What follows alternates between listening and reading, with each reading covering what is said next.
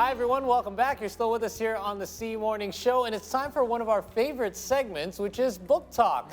And today we have joining us Guzelya Marisova in the studio to discuss her book, which is titled Story of These Stolen Homes, and it explores a unique side of Palestine and a journey of human solidarity. Good morning, Guzelya. Thank you for being here today. Good morning. Wa alaikum assalam wa rahmatullahi wa barakatuh. Thank you so much for having me. Great to have you. Yes, and definitely we want to know more about your book right here, Story of the Stolen Homes. Well, we cheated just a little bit, Paul, because we kind of already read it. I read the whole thing It's a heartfelt one, definitely, but this is actually dedicated for the children to know and understand more about Palestine. In regards to this, before we're going to go deep dive into the book, how long did you take to make this book, by the way? Yeah, you will be quite surprised, actually. It took me only a week to write it. But obviously before doing it, as an Uyghur woman, a Palestinian cause is really close to me. And I always wanted to talk about the life of Uyghur kids and the diaspora and like how they feel with the self-identification, how it is to not have your own country when you actually have it. And of course, I wrote that book. But then when, after October 7th, the situation in Palestine got escalated, I felt like the world finally woke up. And I felt like the Palestinian cause could be a gateway to free all the oppressed. And this is where I've been focusing for like almost a month on like how I'm gonna write a book about Palestine while I'm not a Palestinian, and how to be politically correct to respect all the views and what's happening to the people there. So alhamdulillah, I got an opportunity to work with the best of the best, with the experts in the field of geopolitics, also NGOs, Palestinian people themselves from all the parts of the world who actually contributed with different ideas and how to enhance the book. So I would say the total process took a month of drafting the script. Yeah, I'm sure like the actual writing took a week, but the issue itself and all the things you're highlighting is really years of compilation of all the things you want to say in this book as well. So tell us a little bit about, Caroline mentioned earlier that your approach was actually to make this a children's story. Yes. Why do you think it's important? Yeah, so I feel like, nowadays when, as a mother, as a human, when you look into your phone and you see all these atrocities happening, what do you feel? You feel frustrated. You don't know what to do. Like, it's crazy. Helpless. Yeah, helpless, I was depressed. I've been having nightmares for like a month or more. And even now, sometimes I feel like I'm that child dying there. And our children use social media. Our children get exposed to these topics. A lot of my friends been telling that their kids were asking them, like, what is it happening in Palestine where children are dying? So I thought it was important to teach them this solidarity and compassion, and also make them aware that whenever things like that happen, we need to speak up. Because if those that are oppressed are not spoken up and are not being heard, not using the platforms that they're being introduced to in a proper way to fight for the human rights, then we're losing, right? So this was the objective, to empower the kids to be unapologetic about justice. And I think with many out there unable to use their voices, it's important for those of us that have these platforms to use them on their behalf. Right? Yeah, and please do share with us, Guzelya, and the story itself. I mean, okay, you don't want to share a lot of secrets because people and the children need to read by themselves, but what does this book take journey? Yeah, so I wanted to picture something of my identity, which is an Uyghur children, together with their Indonesian cousin, they will be visiting an exhibition called The Story of the Stolen Homes. The action is happening in an Institute of Arab World, a very dear place to me in France, which is an institution that was built to bridge the relations between French and Arab world. And this is where the virtual reality immersive experience will bring them to the to pre and post-war experiences. And that is why these Palestinian little heroes that we can see here is really igniting how the field that you've seen how Palestine was. I mean, back way before before 1948, how beautiful it was, and how the community really living just how we are right now. Right. But now it turns into, 75 years later, it turns to this.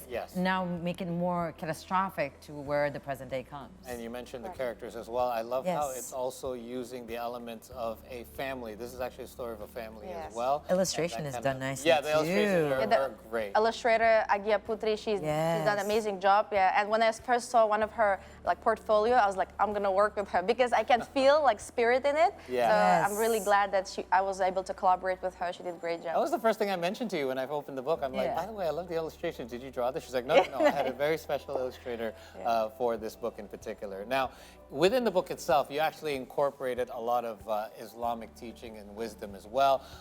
We have kids that go to Muslim school. Yes. It's not always easy to kind of translate, certain teachings into children. And Correct. in fact, you've done that, exactly what you've done in this book as well, is to incorporate some of that. How did you manage to blend the teachings into a story that was more, I guess, easier to digest for children? Yeah, I think first of all, when something comes from a passion and from heart, things are easier, to be honest, right? And secondly, I've been working with several scholars, including Ustaz Felix Xiao as well, on like how to incorporate it in a smooth way. And alhamdulillah, I feel like we were able to do that. So one of the things that we do have here is about like, in Quran, there is an ayah that says, we created you differently into different tribes and people so that you can get to know each other. So this was one of the objectives, because that's why where you see this international crowd of children exploring the Palestine, right? Another thing that I try to incorporate is the concept of ihsan, which is solidarity and compassion. Like I told before, I would like our children to know about what's happening there and feel related to it, and feel like they have to speak up for them, because it's like they've spoken up for them, for their own selves. We never know when we're going to end up being a refugee. We don't choose these kind of conditions in life. Anybody can end up in this. And last but not least, I highlight the three important points in this book. I ended with the faith, family, and freedom. So these are the things I believe are essential in life, basic human rights, and we definitely need to be unapologetic about them. Very beautiful 3 F's right there that we as an adult itself have to instill that in our heart.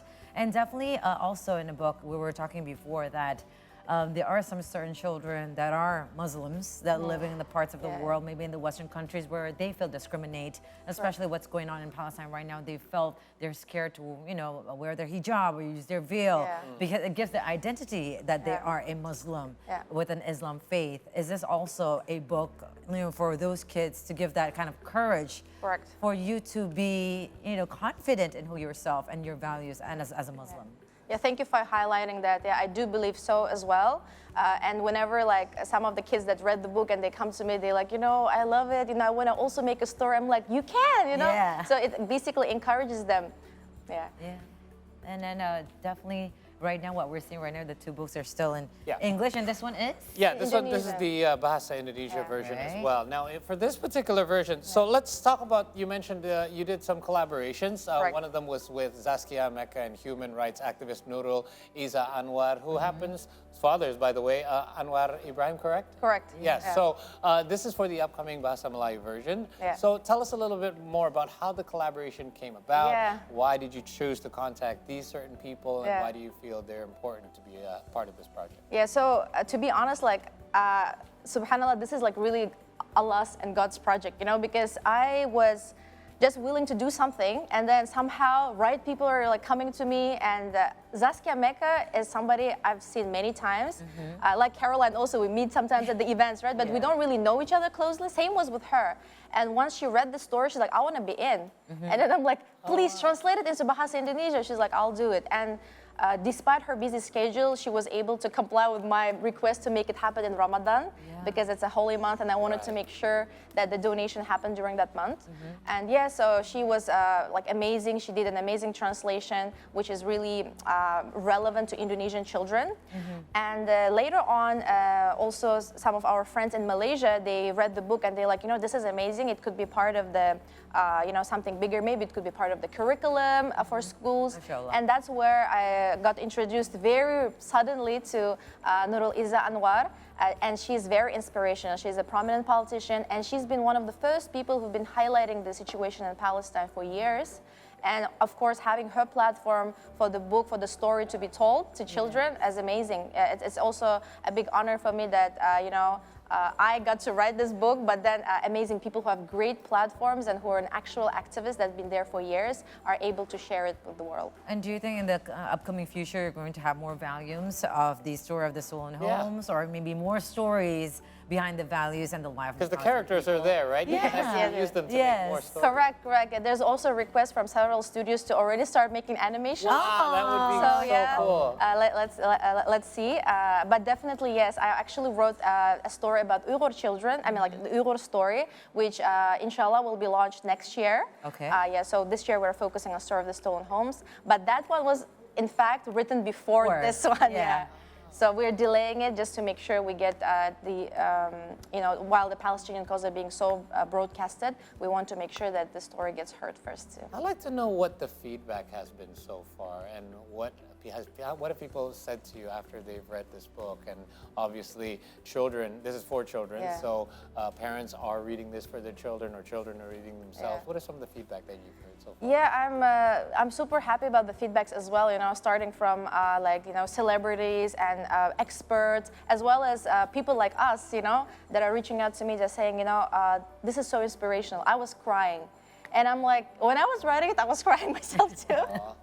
Subhanallah. But then when people tell me this, I'm like, yeah, I think I did what I wanted to do, we can connect. It's basically a new platform for us to connect. And children like it.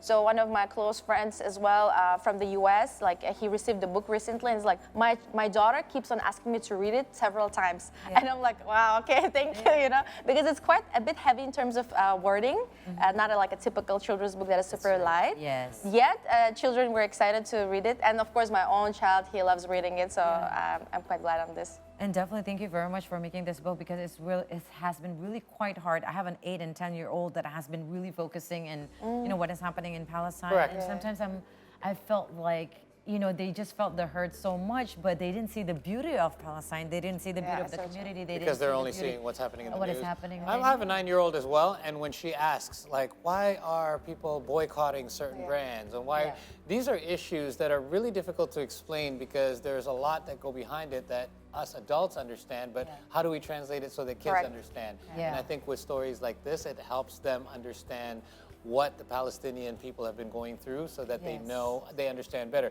If we explain what's going on today, they're not going to understand, just from that. Yeah. We need to give them the background, the backstory of it all. And what they got from the essence is more of the hatred, right? And exactly. of the war, and the catastrophic and the genocide, but they didn't see that actually all their friends, their brothers and sisters back in Palestine, they had a beautiful life just like what you had before, and what you have. And they will have it again. And just to highlight, like you were mentioning about boycotting. So like all of us, we're speaking up.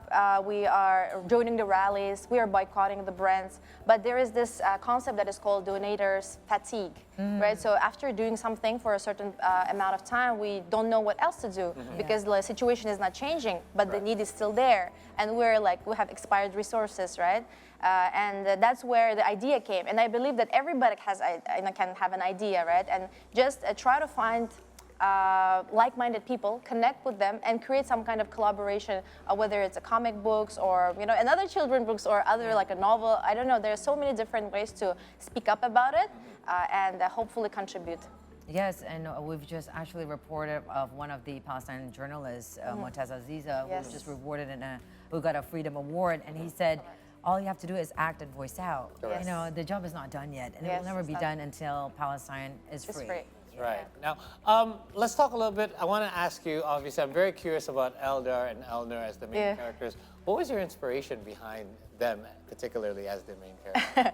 Well, Eldar is actually my child's name. There you go. Yeah, so, I mean, of course, you get inspired by whoever is near you, and of course that's my son's name, but the character is different still, right? It's a French Uyghur, right, born in Paris. So there will be more story on the background of these kids, but it's basically to show solidarity. Uyghurs stand with Palestinians. We have the same situation. It is true that the Uyghur cause is less known, because of various political reasons as well, but I believe that we should have hope and support each other, and one day we all will be free. Inshallah. All right, so one more last question to you, Guzel. A message that you like to convey right now, especially to your audience, to the children and to the people that is watching right now, and of course the one that will be reading your books. Yes. So this book is 100% charity focused. 100% of my royalties will go to Palestinian cause. For Indonesia, we work with Dompet Wafa. In Malaysia, currently Cinta Gaza Malaysia. And we make sure that it's going specifically to the victims of the war. So one of the ways to fight your donators' fatigue is obviously buy the book, gift it, or use it for your children. It's important to use this story as a reminder to our children to awaken their hearts and minds that this life is short. You know, let's make it purposeful, and also that the death is not the end. You know, so I think this is also something beautiful that we were able to incorporate into this book, because when we see dying children, we become depressed because we think it's the end. Yeah. But let's believe it's not the end, so keep them in our prayers. Amen. I don't want to spoil the end of the story for you, but yeah, it's an amazing ending, and I think it goes along with exactly what you were just saying just there in regards to that. Thank you so much for joining Thank you us. so much for Giselle, having me. coming Book here. Talk. Get yourself a copy. Story Yes. of the Stolen Home, so available here already in Indonesia for all of our viewers here within the country, as well as that's the Malay version that has already been released, correct? The Malay version will be coming hopefully soon. This is an English version. English version. It was published in Malaysia by Tertib Publishing Nuh and Nura. Okay. And this one is by Nura Kids in Indonesia. All right. Guzelya, thank you very much for inspiring and to do more, because that's what we all have to do. It's going to be, you know, it's on top of our minds right now. Inspiring what us we to do can more as well. Thank you so much. All right, we're going to take a short break here on the C Morning Show, but don't go anywhere. We have more updates from right here within our nation when we return on the C Morning Show.